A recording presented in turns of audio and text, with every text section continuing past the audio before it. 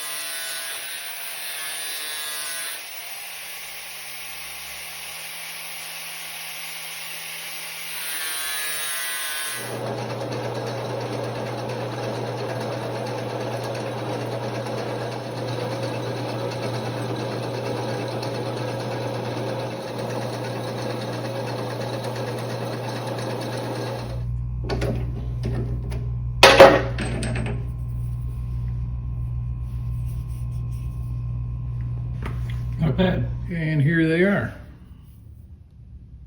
The big one I just took a little off the corner.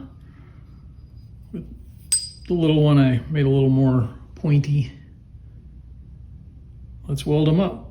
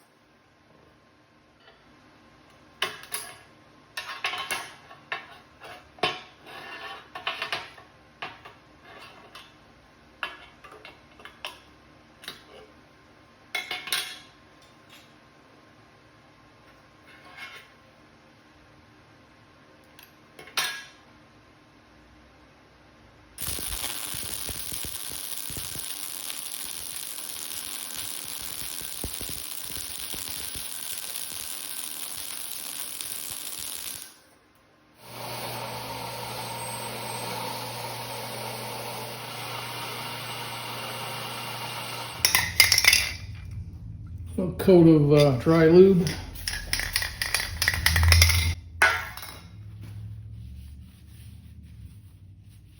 So what do you do with one of these things?